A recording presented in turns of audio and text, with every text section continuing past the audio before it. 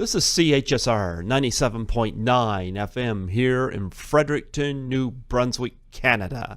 This is Python's Paradise, your film and music show, and this is your host, Greg Gilbert, aka the Python Hyena. And folks, today we're taking a risky business. Well, actually outside where it's downpouring rain, you're taking a risk, period. Walking out in that. But folks, we're celebrating the 35th anniversary of Risky Business. And I have a lovely actress on the phone with me today. The lovely, the talented, the beautiful Francine, is it Locke or Locke? Locke. Locke, okay. John Locke. Okay. Well, Francine Locke, welcome to Python's Paradise. Well, thank you very much, Greg. Nice to be here. And you got some nice sunny weather, and we're here in the downpour. Which is why it's nice to be here online as opposed to there personally, I guess. Yes, we had hurricane conditions yesterday, and today it's sunny, and you, I guess it traveled out west. You guys got hurricane conditions, period, when it comes to, well, I won't get into the news. Oh, yeah, that's true. Yeah, let's stay away from certain topics. Well, you know what? You were in risky business, but before we talk about that, I would love to get a little bit of your background. Could you share a little bit of your background with us and how you come to get into acting? Gosh, that would be a long story, so I'll try and encapsulate it as much as possible. Sure. You didn't tell me you were going to ask that. Way back, I had actually been introduced to a photographer that was sponsoring a modeling contest, and as fate had it, I won this particular contest. A girlfriend had been there with me, and through one association to another, I ended up signing up with an agency in Chicago. That's where I'm from. And my career originally was doing print work and then some commercial work and then industrial training films, and moved on to film, but there wasn't really a lot of film in Chicago. I used to work in Chicago, in Montreal, and Toronto. My agency had different offices, and that kept me busy for a long time. And then I took a hiatus for about 10 years, and about 6 or 7 years ago, I decided, hey, I want to get back into this industry, and here I am. And now I am living in Georgia instead of in Chicago, and that was a very, very brief encapsulation, but otherwise it could get very long and convoluted if I tried to go over everything that I did in the past few years. Okay. Well, you know what? I'm most familiar with you from Risky Business. I was wondering how you come about getting that part. My agency had submitted me, and I had an audition, and they hired me. It was really as simple as that. Today, it's a little bit more complicated in one sense because everything is done. You video record auditions, and there are so many more people that are being seen for every project. But back then, I didn't really think too much of it. You go, you meet people, you say hello if they like you. Yeah, Risky Business, I'm going to tell you, that film had, they always show that scene where Tom Cruise is dancing around in his underwear, but it's kind of like there's so many great, innovative shots and scenes in that movie, and you happen to be in one of them. You're involved, of course, you get Tom Cruise at the beginning of it with that beautiful Tangerine Dream music that's so compelling, so enchanting, that goes along in the beginning of it, where he's telling his friends about this dream he's always had. Always the same. Yeah, they always the same. He's on his bicycle, and he goes into this house, and he goes up the stairs, and you're in the shower. And, he slowly goes through towards the shower. And when he opens the shower door, it's all misty, and he walks into this classroom.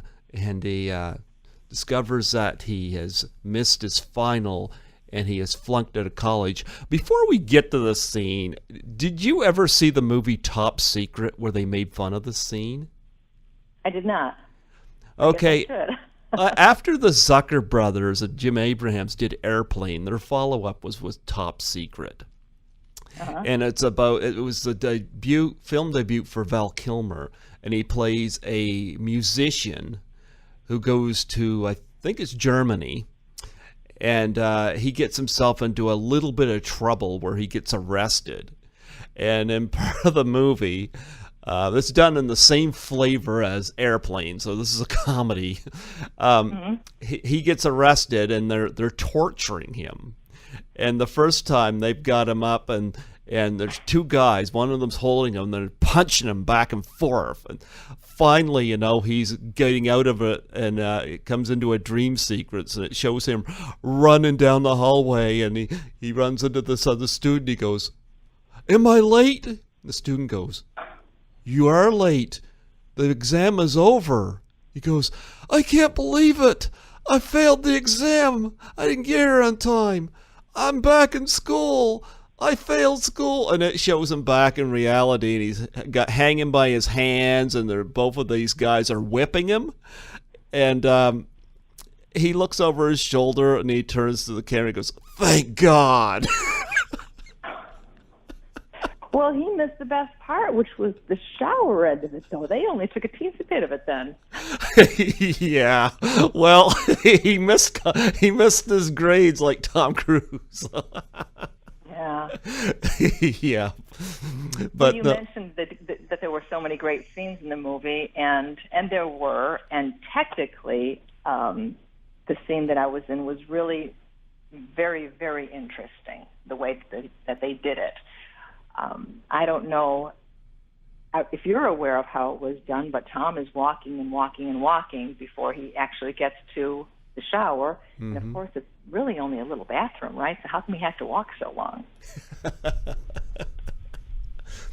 Well, he addresses you there in the shower, and of course you say what no women today would say, like, "Yeah, come on in and soap up my back," or whatever it is. It's like, "Do you want to wash my back?" Yeah, it's like, yeah, that's definitely a dream sequence. Most women would say, "Get the hell out of the bathroom."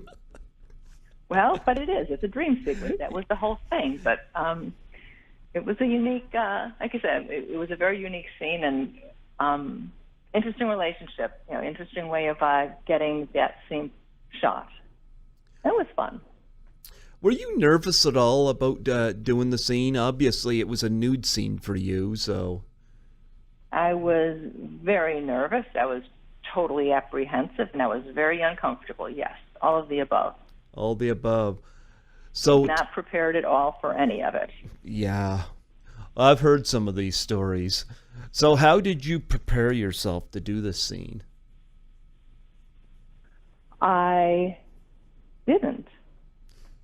I showed up, and I just thought, I'm going to do what I'm supposed to do, and I sat around in a bathrobe all day until they finally got things worked out and got some warm water in the shower. It's like, oh, okay, we're finally going to film this. But there really wasn't any preparation that I could do. I didn't have anybody that was mentoring me and that was telling me what to expect. Today, we're always involved with other people and different groups, and you have people that you can talk to because you're connected, whether it's on Facebook or somehow online. And back then, none of that was around. So you get a job and you just show up, and that was it. There was nobody holding my hand and saying, well, this is what to expect, and this was what a scene's going to look like, this is what the set's going to look like, this is how it's going to work. I just showed up completely naive. Was it a set? Yeah, the entire house was actually built inside of a school in I think it was Glenbrook North, or one of the Glenbrook high schools. The whole house was built within the gymnasium. So all of the shots that were approaching the house or in the interiors were actually done right inside the school. You look as you're walking into the gymnasium, there's the front of the house, there's leaves outside. It was just a whole house built inside a school, not in a movie set, not a sound stage, just a school. Oh, wow. I never heard that. Well, then you missed a lot of the stories there. Oh, wow. I wonder what the kids were like when they get back to school. I think that the school was actually closed, which is why why it could be done there. Oh. I mean, we have had, many schools that they operate for a certain period of time, and then if there aren't enough young people that live within the residential area, a school might close, and then the few remaining kids would get bused to the neighboring school. So as it was a high school, I believe that it closed during this period of time. I used to live very close in the area, so I would see the movie trucks that were shooting when they were in Highland Park, Illinois.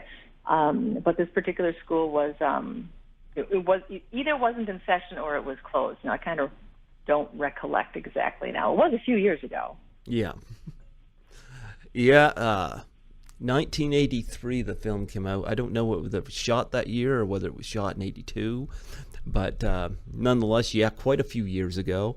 I would have been 11 when that movie came out in theaters. I didn't see it when I was 11, mind you, but I hope not. but nonetheless, the shower scene, the mist and the steam, was that actual like shower misted steam, or was that something they added in?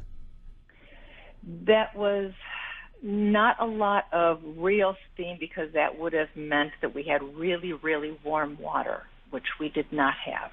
Okay. The shower was built within the gymnasium also, that whole bathroom. And so the water supply to it, initially there was a little 8-gallon, probably it was an 8-gallon tank outside. That's what you usually use on a small portable sink or something. And 8 gallons isn't a lot of water when it's in the shower. So then they had to hook up the water to a faucet within the school. And so when the water's traveling through a long, long hose, it really doesn't stay that warm. Oh. So they had holes drilled in the set, in the room at certain distances where they were pumping smoke in. Okay. Yeah, that would be uncomfortable to do in cold water. But that's very true. It would be, and it was. They had built a narrow. It was a long, narrow bathroom, actually. Now, I will give you some of the secrets of how it happened, because you like the scene. Mm-hmm. The actual bathroom was quite long. It was probably 15 feet long, but only maybe 4 feet wide. It had a bathtub at one point along this, what seemed like a long hallway, and the shower itself was on rollers. It had wheels underneath it. So when Joel first walks into the bathroom, or when Tom walks into the bathroom, and he sees the person there in the shower, but he keeps on walking and walking, the reason he had to walk so far was because they are pulling the shower that I'm in on rollers, and it's going through this narrow room. So the tile walls, the tile was repeated from one end of this hallway to the other, and it looked like he just kept on walking through this room and couldn't get to the end of it.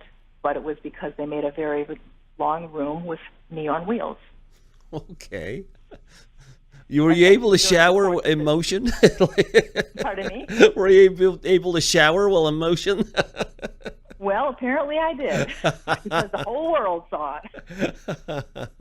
But with this room being so elongated, they had holes that were drilled along, I believe, at the baseboard height where the smoke would come in.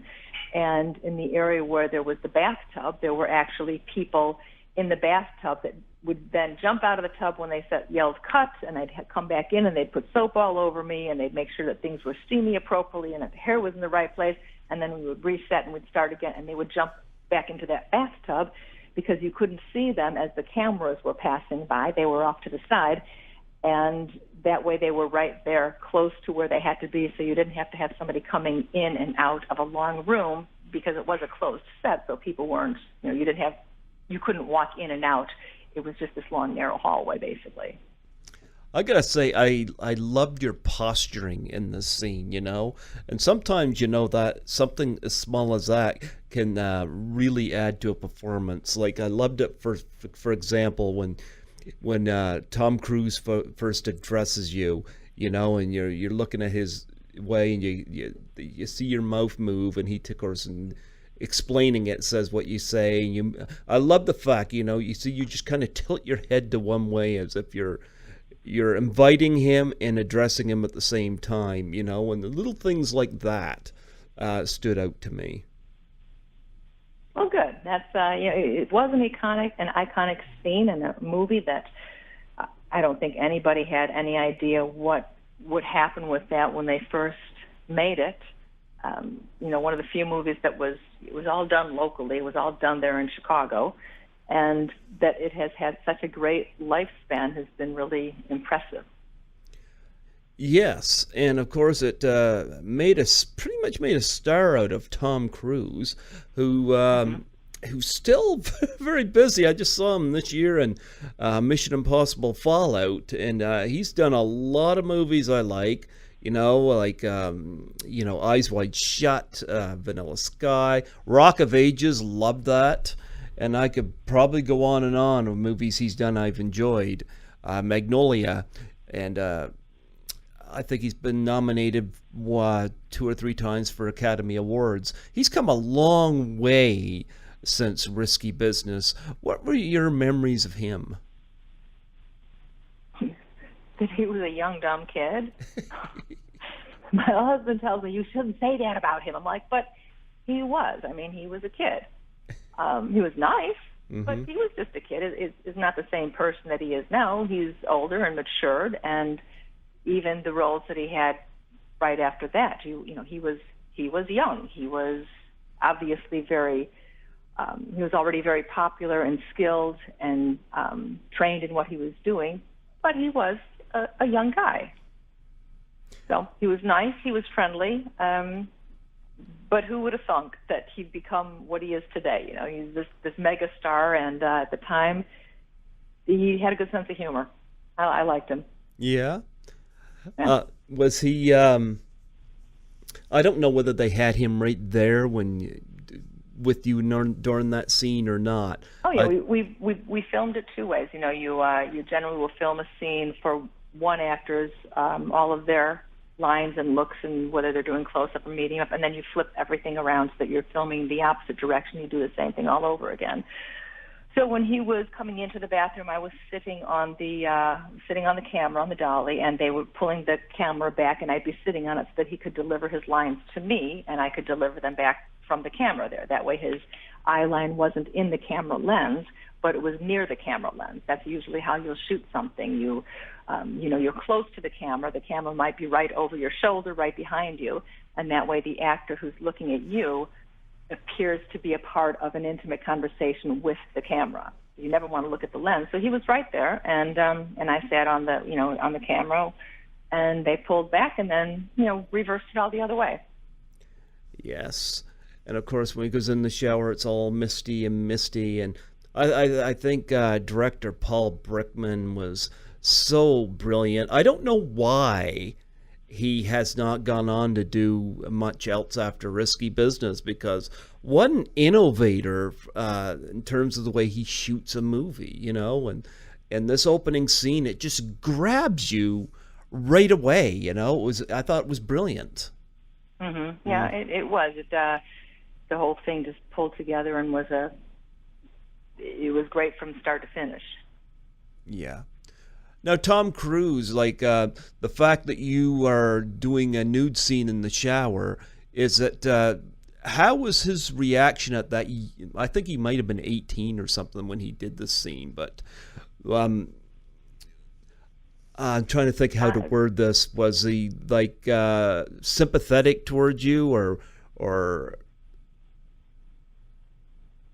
a person, as an actor? I mean, he was friendly. We sat and we talked for a while beforehand because it takes forever to set up a movie set, and we just chatted, and like I said, he had a good sense of humor. At the very last take, when they knew that they pretty much had it, he said, "Okay, I'm going to do something. Just go with it." I'm like, "Okay," because each time that they filmed this, he would open the shower door, and then he's in the classroom. Okay. The last take, he opened the shower door and he got in the shower with me. So I can say that Tom and I shower together. So he knew that he could get away with it because they had what they needed, and he wasn't going to be concerned about getting his clothing wet. So he came in to be a little smarty pants, and everybody laughed. Okay. I know for me, I probably wouldn't have been that daring, but but then again, I don't look like Tom Cruise either. So Well, he looked a little different then too. Remember, he was very young, and so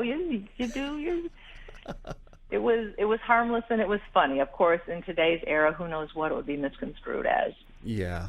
Well, I'm going to tell you, the dream sequence thing was done really well in Risky Business, even when it was reality. And I'm going to tell you what I'm talking about here. Is, Rebecca De Mornay, of course, plays the escort that shows up to Tom Cruise's place. And I got to say, he makes this nervous phone call calling himself Ralph, even though the character's name is Joel Goodman.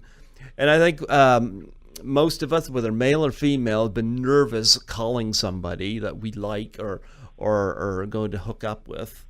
But I loved it when you got Tom Cruise on the couch. And again, this kind of goes back to the first scene, only this is reality. But I actually thought this was a dream sequence because of how Paul Brickman shot it. You get the leaves blowing in the front yard, and you got the bicycle kind of falling over there in the front yard, and then you got you hear the door closing, and you get the feet and the high heels coming out of the cab, and then the door opens, the leaves breeze in, and of course you got Rebecca De Mornay looking absolutely stunning, gorgeous, and she's walks in there, and Tom Cruise slowly opens his eyes, and she goes over, puts her foot on that foot up there, and she's adjusting something, and she looks over and she goes, "Are you ready for me,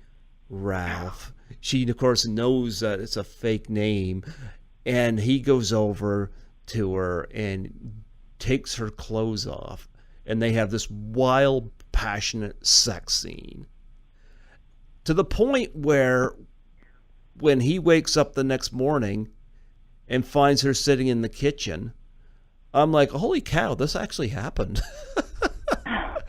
I loved how Paul Brickman did that. Yeah. Tell me about working with Paul as a director. Well, I was actually filming the day after they had wrapped.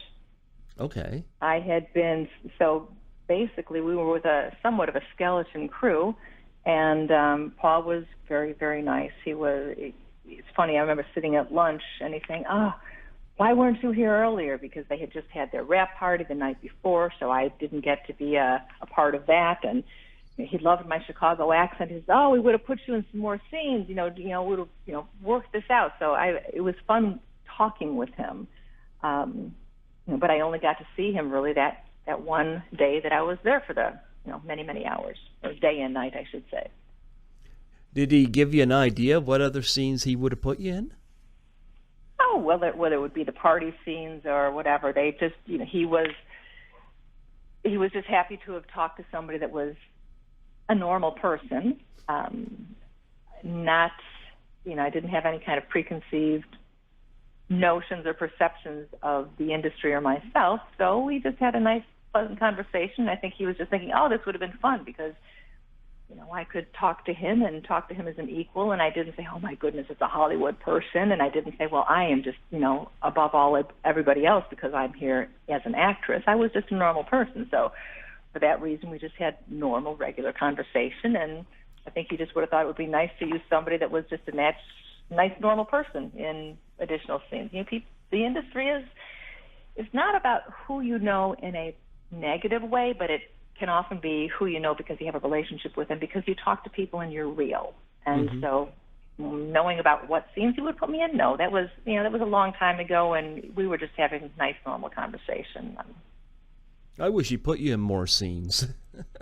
Well, so did I, but they were already finished shooting. Yeah. I had been on hold for many, many days. And because they had other issues while they were filming, they had to keep on pushing my scene back because my scene was isolated. It was contained. I don't recall which scenes they were filming, but if you had to worry about weather or if there was a problem with a car chase scene, that becomes problematic. So the scenes that are easy to push around would have been mine because it was locked down in one location with specifics. There's nothing that could have changed on that. Mm-hmm. Well, you know what? You're my second interview from this film. I don't know if you listened to my interview with Sarah Partridge, who is also seen in one or two scenes in the movie as well. But I had her on last year, and here's the interesting thing with her. She's a musician. She sings about the homeless, and because she's concerned about the homeless situation. When I got her on the phone, I didn't know she was a musician until she sent me her bio and whatnot. But she said this is exciting for her because she usually does interviews about being a musician. She said she rarely gets to talk about risky business, and I was like, really? Oh. Yeah, she was really, really nice to talk to, and it was cool having her on. One thing she related is the scene in the cafeteria where they're eating the French fries and whatnot. She said, you see these commercials where people are eating. She said there's always a spit bucket on hand because you keep doing the scene. Oh, yeah. Yeah. But as bad as it sounds, that's exactly right, because you can't continue to eat something. You make it look good and spit it out. Yeah. No, but she was really nice to talk to, and of course you had numerous other people in that film. You had Tom's circle of friends, Curtis Armstrong and Bronson Pinchot and various others, and I don't know whether you got to interact with them any, probably not, but I was wondering what other memories you had from shooting that. Well, part of the fun memories were watching all the movie trucks being in the area that I lived at the time in Highland Park. That's where all the exterior shots were done, and so I would come home from working on some other project, and I would see all the risky business stuff, and I was like, oh, I'm going to be on that, I'm going to be on that. That's really the most interaction that I had, though, was seeing it from a distance because, again, I shot the day after they finished filming. Yeah. And, and that was kind of a downside. But on the other hand, what else when you're working on a film project and any of our roles other than the lead roles, you are there to do your job and not be there other times because it's a very expensive thing to do, make a movie. So everybody is on a movie set is doing specifically what they're supposed to do, and when they're not working, they shouldn't be there. So the interaction when you're on a film is pretty much going to be when you are working on it, and when you're not working on it, you're not going to be interacting with people because they have their job to do also. Well, you did get to do a scene with Tom Cruise. That's a major plus, huh? Oh, that's right. It was that was a perk that I didn't, wasn't aware of it at the time, and I didn't appreciate it. And to be truthful, I was really, I never told anybody I was in the movie. No? No, I didn't, because they told me one thing, and when I actually saw the film, it was a little bit more revealing than had been expressed to me that it would be. Okay. So I never mentioned to anybody I was in the film. It wasn't until, truthfully, a few years ago that I feel comfortable just talking about it, because the people that I work with now, that's not the thing that would set me apart as being a great actress, of being in a shower scene with Tom Cruise. Yeah, I like the scene from the iconic way they shot it, Yeah, because that film is just filled with, they always show Tom Cruise dancing in his underwear, or the scene where up close with the sunglasses on. And I'm sitting there looking at this, and I'm saying, this film's got so much innovation. It's like I said, I don't know what happened to Paul Brickman, but he seemed to have just kind of stepped away. He did join Tom Cruise for a commentary track on the DVD and the Blu-rays, but it's like, here's a guy that had so much talent as a filmmaker and so many different ways to shoot a scene. It's like it's a shame that he doesn't do more. Maybe he just wanted to step away from the chaos of Hollywood. I don't know. I don't know. It was that and if it had to do with the Geffen brothers, I don't know who really took over what. So yeah. But I'm going to tell you the inside now. But it was a great production that he put together, or not put together, but he wrote and directed, and who knows, maybe he lives off the residuals of that. Well, he'd probably be making a lot off it, I would imagine. Mm-hmm. But I'm going to tell you, I love the music in the film, Tangerine Dream, wow, like this is supposed to be a teen romantic comedy. But I'm going to tell you that Tangerine Dream, like it catches you right off in that first reel of the film. And I'm not even sure how to describe it. But Tangerine Dream was definitely an asset to the mood of the film, and of course Phil Collins with "In the Air Tonight," or right. Phil Collins or Genesis. Well, they have so many parts that were it was groundbreaking for that. It wasn't just a teen movie. It showed everybody's skill and imagination and innovation in so many different ways, and it was so very. It was sensual. The whole movie was sensual, really. It was fun, but it was not just a teen comedy. There were so many parts that were so much deeper than that I guess by today's standards they might be considered sort of, well, not as intense, but in that era and what they showed and didn't show, I believe that was much more erotic than what you see today when you see people just having sex on stage. That doesn't do it for me. But No. to hear the music, to see the different lighting techniques that were used, obviously the train scene, it was really, you felt like you were a part of it. And that took a lot of thoughtfulness, creativity. It was, I think, more difficult in that time than so often in films today. They simply show everything with no regard, and that's not imaginative. It's right in front of you. You don't let your imagination work. And with Risky Business, I think you got to work your imagination, and you got to think about things, and you got to feel things. And probably that's why it has had such a great impact for so long.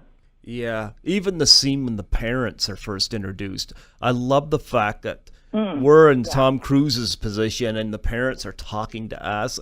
Starts talking to Janet Carroll, and then it switches to his father, we're following him, and they continue on with that to the airport and in the car and whatnot.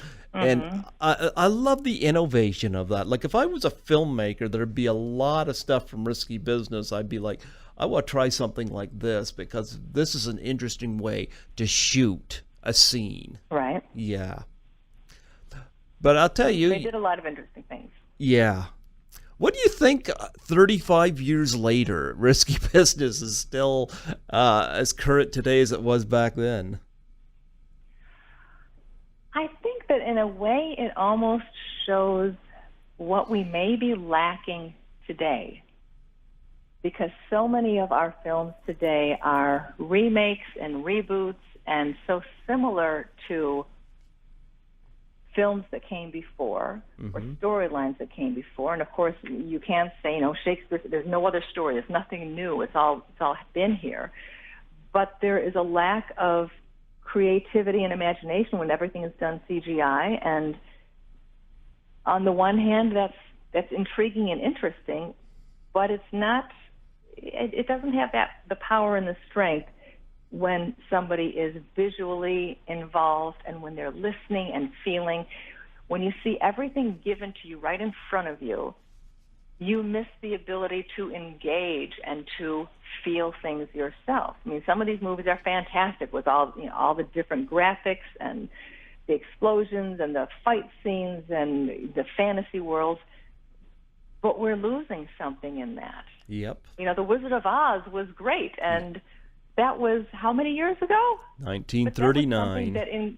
And that's still, people will still watch it. You can laugh at it, but for what it was it was innovative for the time. And so today, everything is computer generated. I mean, put on a costume and you don't have to fight because the computer's going to find your body and make your body do whatever it is that you're going to do.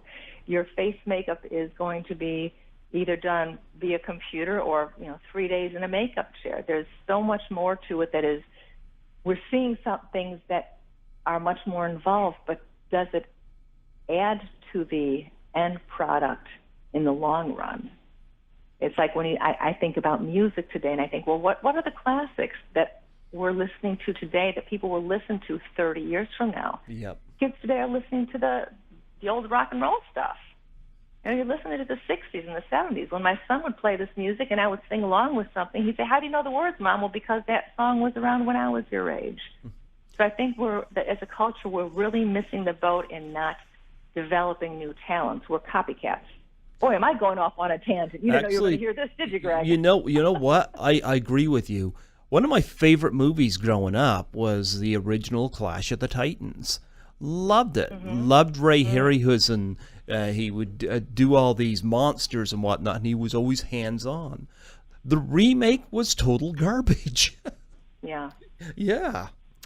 So, yeah, I agree with you. Now, I know you've done, I went through your IMDb page there, and you have a lot of short films, and you've done a lot of television. And I was wondering what stands out to you since Risky Business that you've done, like that you're most proud of, experiences that stand out to you. Well, it's funny because you change as time goes by. So I did a few TV bits during the Risky Business era, Chicago edition, and that was so much fun. I loved that show, early edition, and it was fun because it was in Chicago, and it was a lighthearted episodic. You got to see something, and there was nothing negative about it. Crime story, another thing that was way, way back. That was about the only thing that was done in Chicago at the time. So after that period in time, I really didn't do much film until the last, 7 years or so, because there really wasn't anything in Chicago, and I was in Chicago. I worked for a living. I did industrial training films. I worked in Montreal and Toronto, like I mentioned, but there wasn't film. So when I had gotten married, divorced, had a child when I was married, and I wasn't really that keen on things that I was seeing within the industry. Had the opportunity to do some work that it was apparent that the people I would be working with weren't necessarily that ethical. So it wasn't until my son was maybe, 7 or 8 years old, and I started looking at programs that we would watch together and realized that there are some good movies out there that were family movies you could watch with your kid, and I started looking to see who was making them. During this time, I had taken off from the industry, and so I decided that I really had liked being in the film industry. That, to me, was my social life. As a single parent, you don't go out and you don't go out on dates and stuff. There's really not time for that. There's not money for that. So my working was a great social life. I'd see people, every other month, and we'd have a relationship that would go on for 10 or 15 years, but that was enough for me. But when I started feeling that I wanted to get back to it, because I'd always liked it, I was looking to see who does what kind of films are being made, and that's when I seriously decided this could be a career. And I'd gone out to California, and I participated in the 168 Project a few times, and that was a great film festival, short films that are all done within 1 week, very talented individuals working on it. But through that, I ended up making more connections in the Southeast within the film group, and ended up in Atlanta. I mean, a lot of things happened in between, but in terms of projects that I've been on, like I love being on Nashville. That was very exciting for me. Had no idea what to expect there because here I was a recurring character, and that's kind of a big deal. Didn't know what to expect, but it was a great learning opportunity. I think one of the first episodics that I did was being on Necessary Roughness, and I was interacting with the two main leads, and that was kind of nerve-wracking, thinking, what am I going to do? I'm a nobody. And I just decided I'm going to do what I'm supposed to be doing. And so I carried my scene very well with them. I didn't feel bad about it, and it was a good learning opportunity. To go from that and do some other TV, each one was a different process, and I got something different out of each of them. But then you get involved in film. And with the film, I've gotten involved with a lot of these shorts because I've produced them. Mm-hmm. That's what I'm working towards now. I actually produced a feature film last year that we're just wrapping up the color corrections on it, and then I'll be talking to distribution and figuring out what I'm going to do with it. But it's been such a great journey of learning and growing. So each time I've been involved in a project, it's a piece of the puzzle that helps to build my background and my foundation and gives me experience to take the step on the next one. A friend of mine, actually when I first came to Atlanta, I came down here to work on a film called Stand Your Ground, and that was my first lead in a feature film movie, and it was kind of nerve-wracking to think, I'm the lead in this film, what am I doing here? But I came down to Atlanta and just decided that I was going to trust everybody and work through this, and I grew tremendously, and I have relationships from that. So that had a huge impact on me.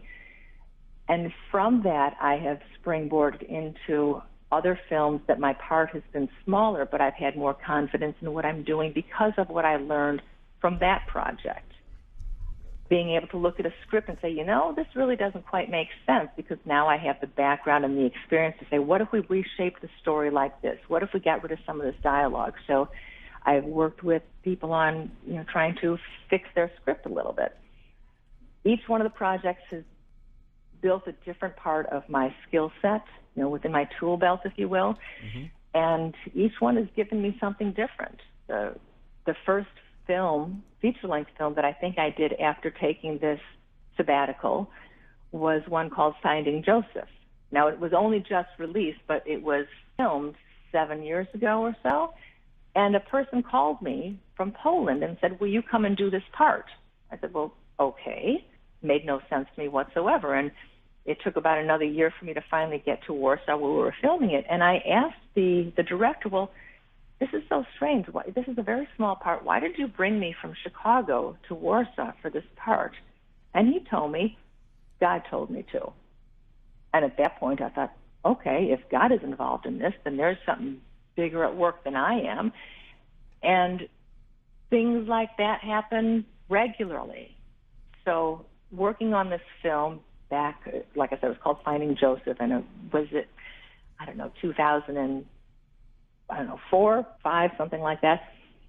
But people get involved in this industry for different reasons. And I have found that every step along the way adds something to who I am and how I grow as a person. It's interesting you mentioned God, because when I got your email, I loved reading the psalm that was at the bottom of it. Mm-hmm. Yeah. That's, he's pretty important. I read from my Bible. I was baptized when I was young, so yeah. So I believe in I come from a Christian family, and so, but yeah. No, I was just looking that up on here. Standing Your Ground. I was like, first film. I thought it was before Risky Business, but no, that was 2013. So that was when you just came back.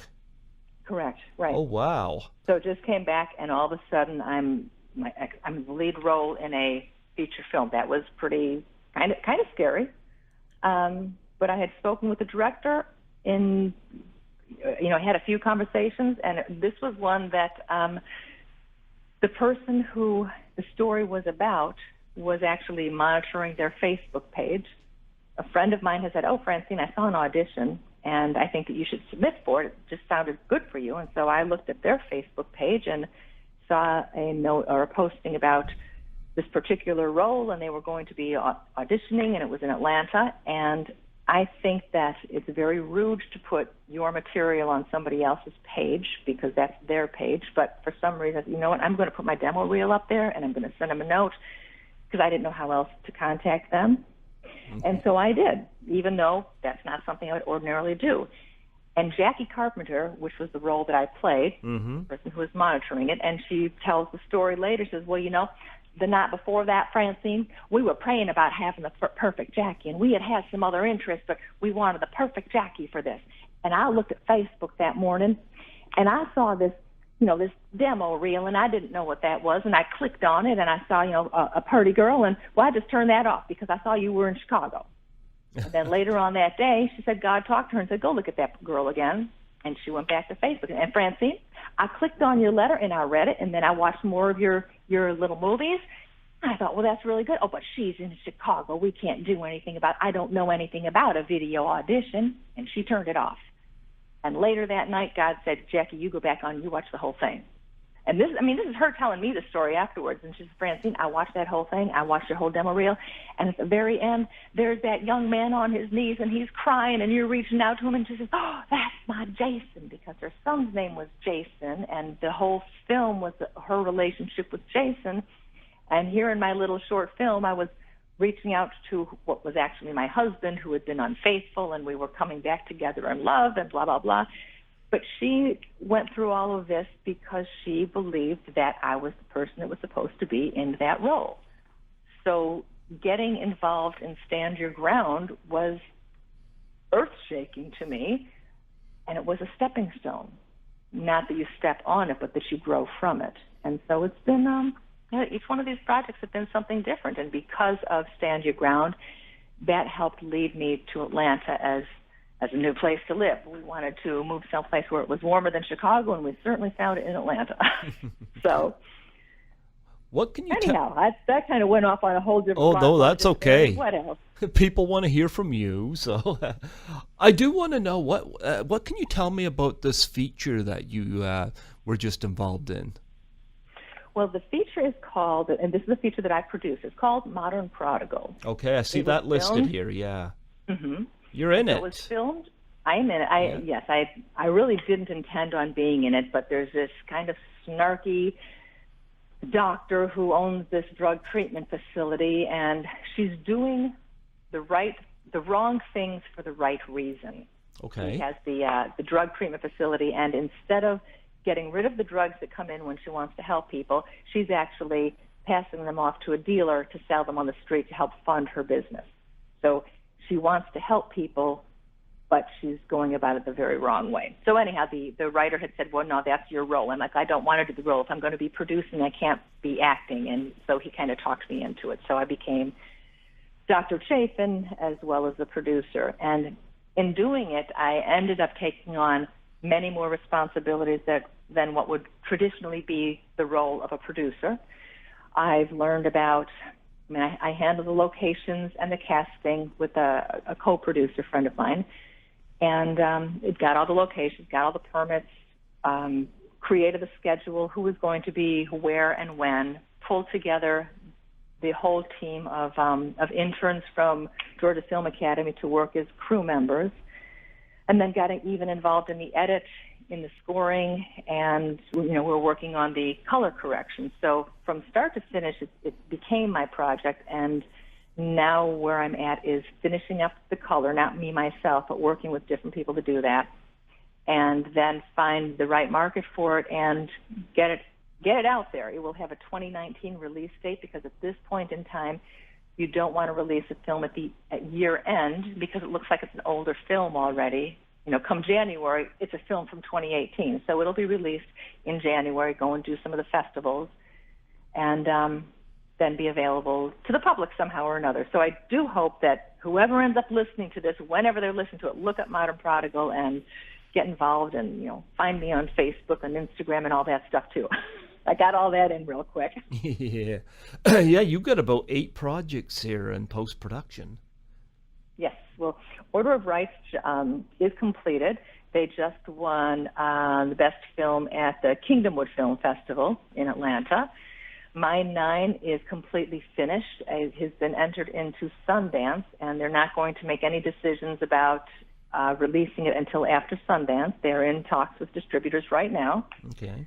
Heavens to Betsy is completed, but see how they've got a 2019 on that? That's because the release date is more current if you're going to go to the beginning of the year as opposed to an end of the year. So in that, I actually play the part of an interviewer. I got to go back up to Chicago to film that. I could visit my son and see my old stomping grounds. Okay. Gravity and Grace just won first place at SEVMA Film Festival, and I'm not sure how that's going to be distributed. Charlie's Christmas Wish, we're going to have a screening of it at the end of October, and that has to do with veterans and with Christmas, and it's just the sweetest little story. And they want to release it Veterans Day, so we'll have a screening at the end of October. I guess the production team will have figured out where it's going from there. So all these projects have been, it's all good stuff. The Dream Factory, I finally got a comedy in there. That's a 5-series episodic that we filmed in Florida a year ago, and now they're working on distribution. So hopefully somebody like the Netflix or Amazon picks it up, and then they want to continue with it. Oh, there you go. Yes. Wow. Yeah, we'll see what happens with that. Wow. Well, yeah, I'm glad things are working out and that you're getting back into the limelight here, So, yeah, that's 8 projects and 1 announced. Oh, yeah. Well, and looking for more. So it's you always have little bits and pieces that you try and stay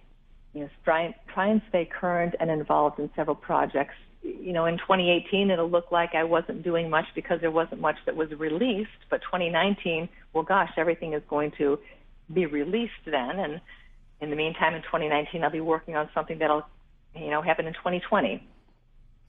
Yep, absolutely. You got any charities that you're involved in you want to promote? Well, I get involved with on two of the kids' charities, Compassion International and World Vision. We have a few kids there, and I like both of those charities. They do good things for kids, and you can't fault that. They're doing very good things. A lot of the charities, I look them up to find out what the salaries are being paid to the CEOs and what is being spent on advertising and administrative costs. And some of them are really quite outrageous. One of my favorites is Salvation Army. And on the one hand, their CEO is not getting paid hundreds and hundreds of thousands of dollars, which they are, like goodwill. On the other hand, when I was a kid, we actually got our turkey dinner from Salvation Army because we had nothing. So they're very near and dear to my heart. There are organizations that talk about doing a lot of things, but when you see that 20-30% of their budget is spent on fundraising, I have a hard time supporting that, no matter how popular it is in the public arena. So what I like to do is find organizations or causes that might need something at a certain point in time, whether there's in Indonesia, the typhoon, and now it's going to be something with Florida. If there are people that I know that have a health issue, I get more involved on an individual personal level at this point instead of just going for a big organization, except that I do very much like Salvation Army and Compassion International and World Vision. Yes. How do you like working with Diane Ladd for Charlie's Christmas Wish? I didn't see her. Oh, you didn't see her? I just see her. I was Vernon, the lead's love interest. So I was working with Vernon Wells on that, but she was in other scenes. Vernon Wells? Mm-hmm, yeah. From Road Warrior? Pardon me? From the Road Warrior? Yes. I met him at Horrorama last year. Oh, goodness. I had him on my show back in, I think it was May. Oh, really? Oh, yeah. I met him. I got on Facebook. I don't know if you've seen my Facebook page, but there's a picture of me and him together. Oh, what fun! Well, I just put a picture of us up on the Charlie's Christmas Wish invitation. I didn't actually know who Vernon was, and when I told my husband, "Oh yeah, well I'm going to be playing this role, and it's with Vernon Wells," and he says, "Vernon Wells?" I'm like, "Yeah, why?" He says, "Oh gosh, he had this iconic role with Commando, and he's this guy." And I'm like, "I don't know who that is," because he does guy stuff. So then we had to sit down and watch Commando, and I'm like, he's really a nasty person. So he was quite a bit of fun to work with. We had a good time. I loved working with him. Well, I've lived here in New Brunswick all my life, and I've never traveled. And finally, last year, I had Lisa Langlois on here twice, and Canadian actress, and she invited me to Toronto to assist her at Horrorama. And so I went there, and I had the time of my life and had a great time working with her. But Vernon Wells was one of the guests at Horrorama, and I had just, there'd be times like where I would, like, his table was very close to the one that we were at, and I would just chit chat with him, and very nice guy. Yeah.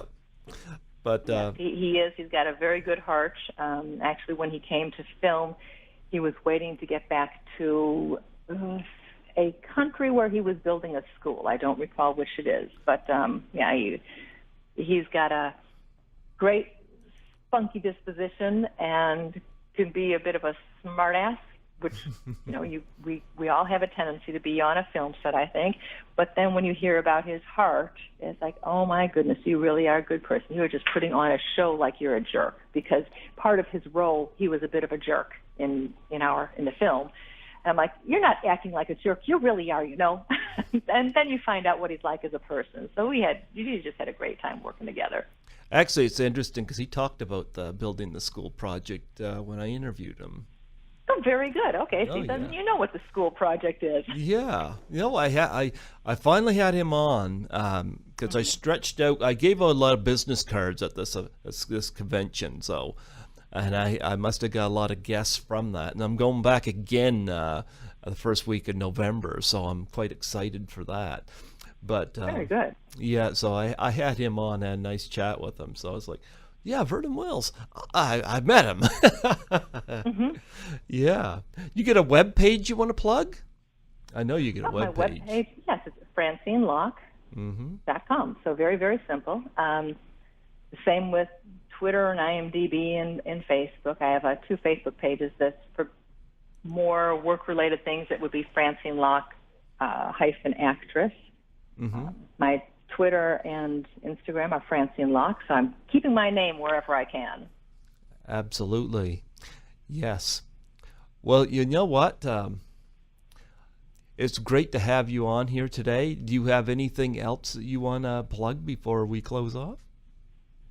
No, I really appreciate the opportunity to chat with you, and I do hope that once I get Modern Prodigals finished, you can ask me about that, or maybe you'll get you a link or something. I want to be able to publicize that and do well for the people who helped so much to make the film, and I just want to encourage people to get involved in smaller independent projects, because quite often we need your help, and it's really a collaborative effort, and you can change hearts by showing and making a good movie.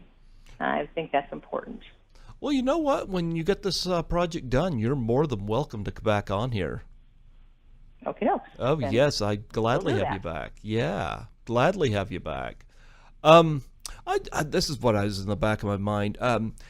Where could people go if they want to get an autographed picture? Go to my website and click on the Contact Me. Okay. And the other thing that's actually a very big help for an actor is to go onto IMDb and like on IMDb. Okay, you can do that, huh? Yes, on the right-hand side there'll be a little button saying that you like it, and it actually does help. Anytime that there are awards that are coming up, the regular people that aren't the A-list people that are living out in La La Land, their rankings go way, way down, because everybody's looking at the names of people that are in the movies right now. So it's very nice if you go onto their IMDb page, and just on the right side, there'll be a little like button. You can share it, and that's very greatly appreciated. I'm going to do that. I had no idea. Cool. Well, I appreciate that. Yeah, absolutely. Yes, any way to support the people that come on this show. I'm out in Fredericton, New Brunswick here. Have you ever been out this way before?